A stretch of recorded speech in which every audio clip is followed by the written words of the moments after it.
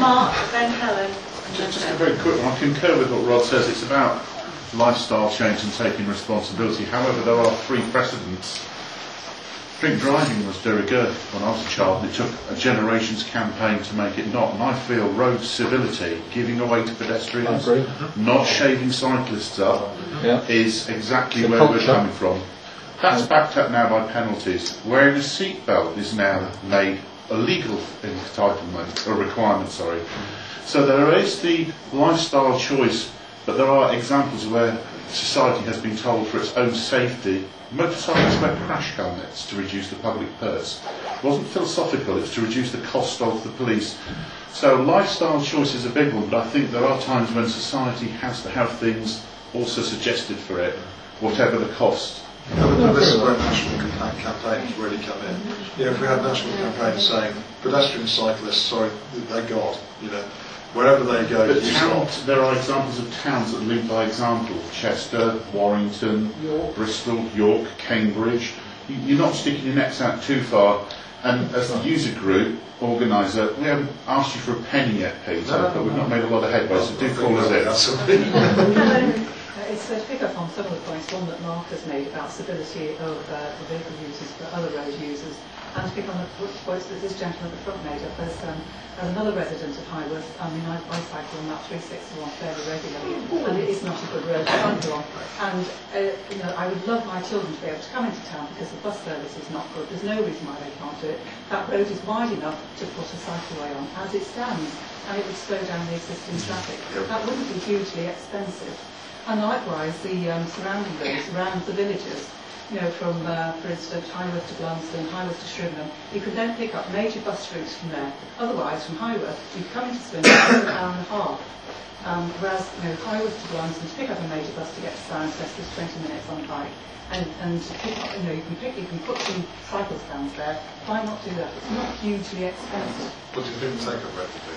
Pardon? What do you think the take-up I think it would be considerable. I mean, a number of people have said to me that... So, I'm not being accusatory. Yeah, I'm just, you know, if you've got an idea and we think the people will do it, then, you know, we'll look at it. It's a bit like the recycling scheme. I mean, you know, we've got a 50% recycling. The only reason we're recycling is because you've given us the bins. You know, I can't recycle my cardboard if I haven't got a bin to put it in, but I can't ride my bike on the grass verge. But if you give me a cycle lane to ride along that grass verge to Highworth, I can ride on it. And we're trying to get people that are not experienced cyclists, families with kids that are 5 or 6, 7 years old. Can you imagine a 6 or 7 year old cycling on that road to Highworth? It's just got well, I'm not sure I can imagine that with a cycle path. Well, why not? Because if you're already extolling the Highworth to Swindon one comes up a lot. Well, whatever, Highworth anywhere, but you're extolling the Holland, you're coming and said fantastic. They do it in Holland, why can't we do it here? Because Rod, as you recognise that, could we have an answer that we asked Peter to give us over a calendar year ago as to why the project was shelved?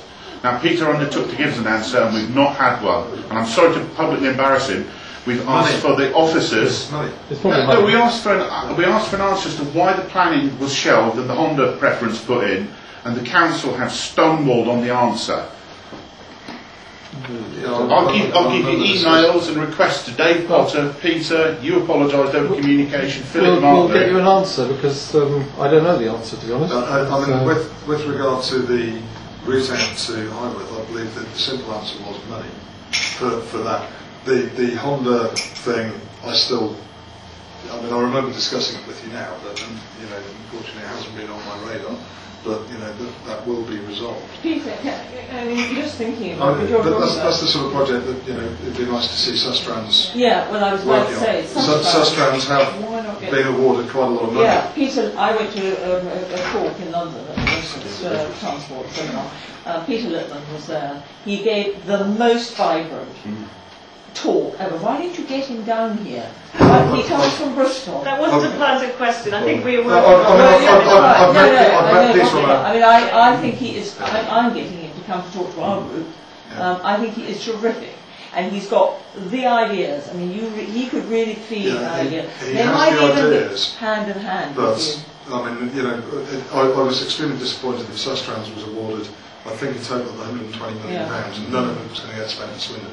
To be fair, Swindon stakeholders put forward a community development bid, which Gisa took forward and Dave Potter sat on, and again, despite the fact he was asked to wash up and give stakeholders an answer, 6 months later, the council haven't communicated with the joined-up stakeholder approach. Absolutely. So you can't have your cake both ways, people. You call us in and then you stonewall us. So we had directors at companies around Swindon signing letters in support of that, and they have not even heard back from the borough yet. Well, I will pursue that. DHL is sitting here, and she didn't get an answer. Sorry. I'm quite happy. That's news to me. So that's news to me as well. if you tell me the facts on that, I will pursue that. Told by what your employees are doing or not doing. No, well, there are 8,500 of them, and at the best of times it's quite difficult to keep track of everything. Going back to your comment about the sustrans, I think you're talking about the Connect 2 bids. Well, Swindon didn't put the bid in for the Connect 2 project. Yeah, I'm not doubting any of this, but what I'm saying is that I know that there is money that is being assigned to various groups that could help us deliver some of these We came things. to the table, we met your officers sat on it and didn't have the... So why do you think that happened?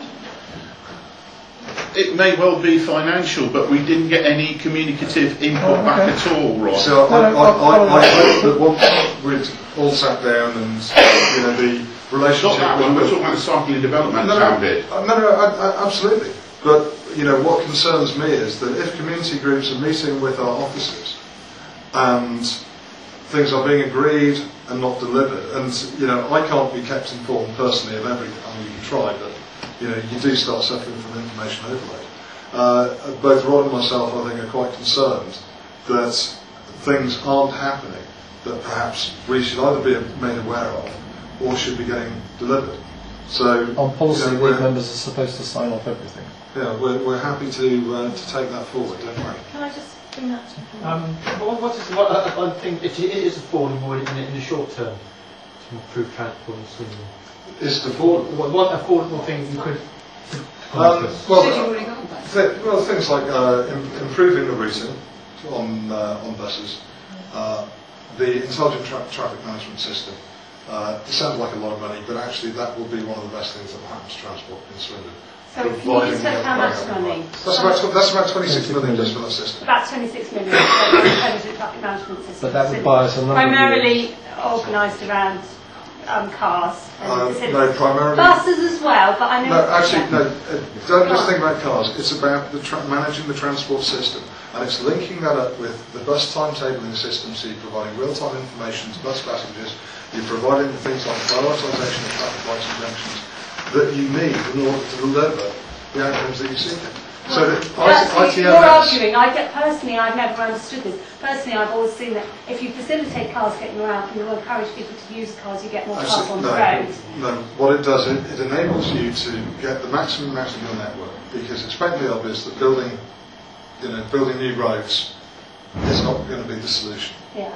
A, because the government won't give us the money. B, because the government probably can't afford to give us the money. And it shouldn't be the way forward. ITMS allows you to manage the capacity of your network and direct it in a way which enables you to help drive the town. And I say drive, I don't mean it's just about cars, because it's not. It's about where there are issues over congestion. Congestion isn't just about people sat in cars, it's about air quality measures. It's about stopping cyclists and pedestrians getting where they want, because the traffic is physically blocking junctions and such like, and you're putting people at risk. ITMS allows you to deliver massive changes. Bristol have it, Birmingham have it, Southampton have it. Which is amazing. Yeah, but have we got some information from those towns about what impact that has on modal shift? What impact does Yes. There's rafts of information about So it's a significant. You're saying that it's a significant improvement. Step. So we're improving what? What are we improving? We're improving the number of people moving out their cars. Yes, because what you're doing is you're saying, right, okay. At the moment we have some bus gates. We have some, very few bus control traffic light system. So the priority measures aren't there. In order to have an effective public transport system, you want to be able to guarantee the times of arrival and departure, or departure and arrival.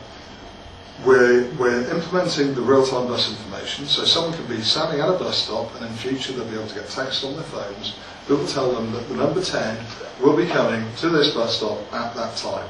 And with ITMS you can deliver that to within seconds. Excuse me, sorry, is that only on phones?